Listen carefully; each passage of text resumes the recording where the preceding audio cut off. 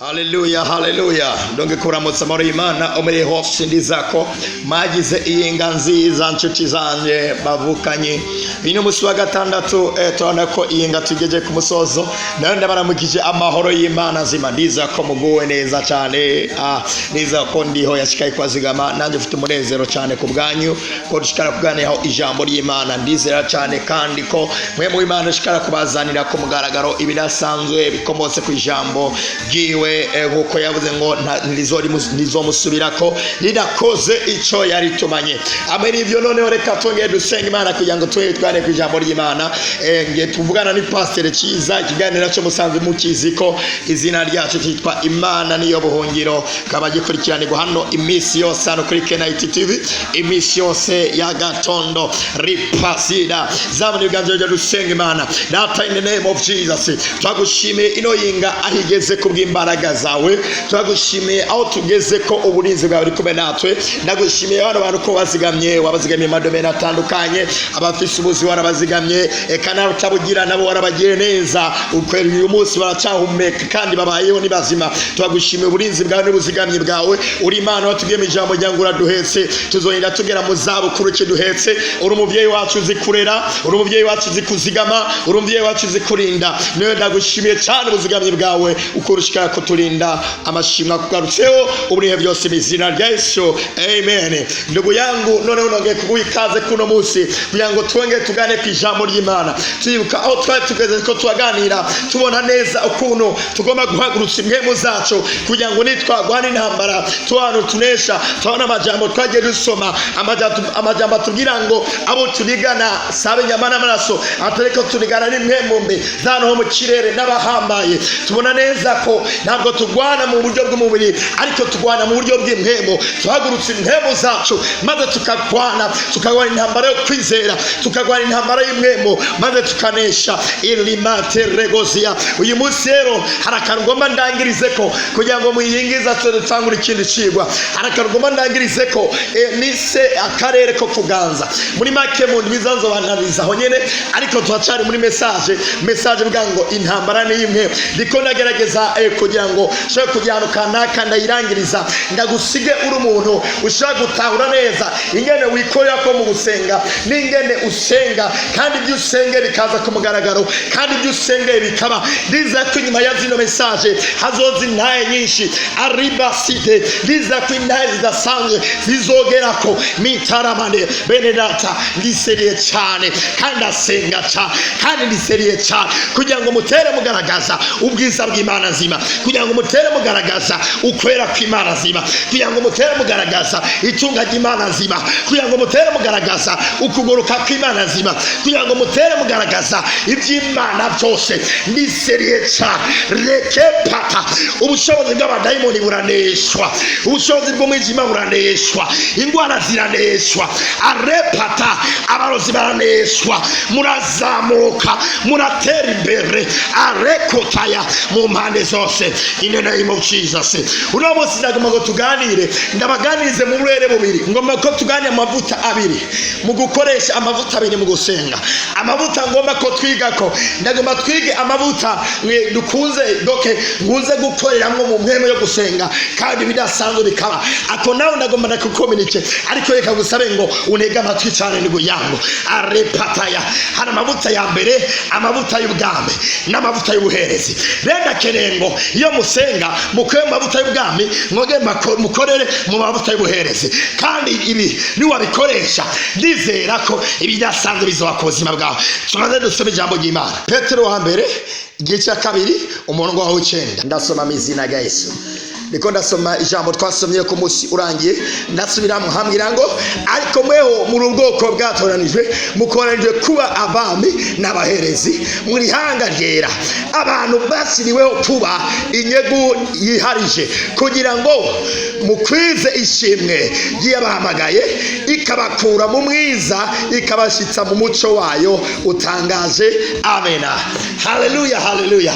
Nino jambo ryatugiye ngo ariko mweho mukoranijwe kuba abami n'ikigayemwe, mukomeje kuba abami n'abaherezi. Ndagomba rero tugare kuri ino jambo bise abami n'abaherezi. Promema icyambere umanze umenye dukore ku mwami. Umwami cyabereho abayo kugira ngo ategeke mu gihugu ciwe ibintu bimere nk'uko akeneye ko bimera. Ico nico gitumye umwami agizene ariho. Umwami ategereza kuvuga uko ashaka ko ibintu bimera mu gihugu ciwe. Ategereza kuvuga ibyo akeneye n'ibyo adakeneye. Ibyo akeneye bigakorwa, ibyo adakeneye nabyo bikagirane bigakurwaho. Arepata tuvuze umuherezi nawe, umuherezi tujye mu isezerano rya kera niwe yatangiye ibimazi by'iki, yatangiye ibimazi by'ibyaha. Iyo umuntu yakoze icyaha yazana impene cyangwa akazana intama, amuhereza akayisuzuma hama igatangwa. Gisigura ngo umuherezi niwe yashikana ibimazi by'ibyaha akabishikana ku Mana, maze doke ibyaha by'abantu bikagirane bigatwikirwa. Tugiye kuraba uyu munsi, ntabwo Imana igikeneye ibimazi by'impene, ntabwo Imana igikeneye ibimazi by'intama, ntabwo Imana igikeneye ibimazi by'inka. Imana yavuze ngo muze mushikane ikimazi cy'umutima cy'ishimwe no gukenguruka. Muri make rero ndagomba guhereka ingene wowe ubwawe ubaho ukaba mu mpande zibiri. Nta kuvuga ngo hari umuntu aba umwami hama nawe ukaba umuherezi, cyangwa ukaba umuherezi n'akaba umwami. Wowe ubwawe Yesu yaguhaye kuba umwami no kuba umuherezi. Rino jambo ryatubwiye ngo dukoreje kuba abami n'abaherezi, dukoreje kuba abami n'abaherezi, ukoreje kuba umwami n'umuherezi. Uwo maze ati none gapasa mbaho gute muri ayo mavuta yose? Arepata promema wewe uramanza ukaba umuherezi. Kuba umuherezi gisigura iki? Uraza ugahimbaza Imana, ukayibwira turi mwiza, uraganje muri make ukayikazira ukayihimbaza. Gisigura ngo uri kuratanga ibimazi kubera Imana. Uno munsi imazi ikeneye ni ibimazi by'amashimwe, ikeneye ikimazi cy'umutima wawe, ikeneye umutima uyihimbaza, ikeneye umutima uyitazira. Iyo ndiko ndayishima, iyo ndiko ndayitazira, mba ndiko ndatanga ibimazi. Aho mba ndi mu mwanya w'iki, mba ndi mu mwanya w'umuherezi, mba ndiko ndakorera mu mavuta y'ubuherezi. Arepataya mba ndiko ndabaho, ndiko ndahimbaza, mba ndiko ndakorera mu mavuta y'ikigayemwe y'ubuherezi. Iyo mpejeje rero gukora amavuta y'ubuherezi cangaruka mu mavuta y'ubwami. Amavuta y'ubwami rero nduguya auremba nkarishe cyane, auremba bikaze cyane. Umwami agizwe n'ikigayemwe, agizwe no gutegeka, araganje, arategeka, arepata. Yongere mu mavuta y'ubuherezi, yongere mu mavuta y'ubwami. Mbangeze ahantu arepata ibyo nemera ndabyemera, ibyo nanka ndabyanga, ibyo nteragira ndabiteragira, ibyo ndandura ndabirandura, ibyo nkuraho ndabikuraho, ibyo ngumizaho nkabigumizaho. Arepata areba ino yinga bene data. Murabona turayirangije, ariko muri ko murasenga mwina message twinshi intambara n'imwe. Kora amavuta y'ubwami, kora amavuta y'ubuherezi, kera amavuta y'ubuherezi, himbaza Imana. Urangije garuka amavuta y'ubwami, tegeka ibyo ushaka mu rugo rwawe, byemere. Ibyo udashaka kera utindene mu ucisha. Ndi umwami, icyo ntegetse kirumva, iyo mvuze biraba. Erega ndugu yangu, iyo Nyaruca aravuze nta kiba. Nyaruca yovuga ibintu bikaguma kakundi, ariko umwami iyo avuze abavuze abantu bacana nako kugira ngo bashitse bashyire mu ngiro ibyo umwami yavuze. Nawe ijambo rimbwira ngo uri umwami, uri umuherezi. Ndi umwami, ndi umuherezi. Arepata ndi umwami, ndi umuherezi. Ragepa erimandara mashia. Arepata ndugu yangu, wumvise ikimasa ingwara, menya ngo ndi umwami. Ndavuga ati wangwara we soka mu rugo rwanje. Iyo mbona ubukene ndavuga ati wawukenewe get out. Iyo mbona umutekano muke mu mubano wanje, mu rugo rwanje, ndavuga ati wa mubano we muke ndaguhagaritse ko ndi umwami. Umwami arumvikwa. Eripata sindi Nyarucari. Ijambo ryangize umwami, ryangize umuherezi. Arepa hejuru yanje hari Imana nzima, ariko ibindi byose nije nganje. Imana yavuze ngo tuye umuntu agabisi yose ayigaze mwino sindaga.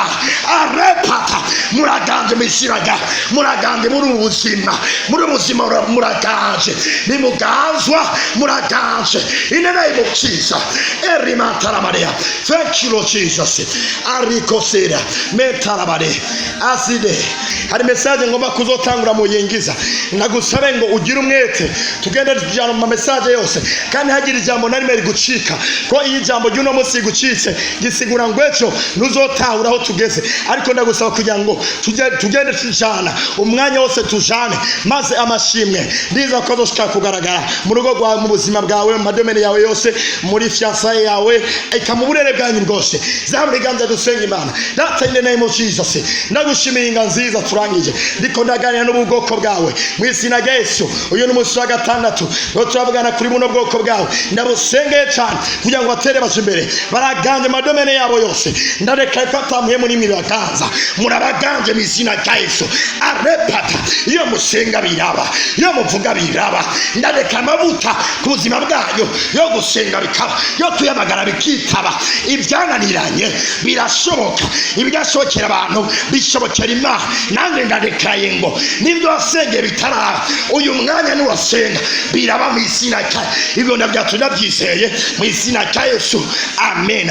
Tuzosubira ku munsi w'ejo mu kiganiro cy'ejo aho nzobasikiza ikiganiro kiri live mushikaye kugira umwete ukurekana ijambo kandi mupartage n'abandi kugira ngo bashikaye gufashwa. Muri mugisha mwarahezagiwe mugire weekend nziza ndabakunda cyane. Hallelujah.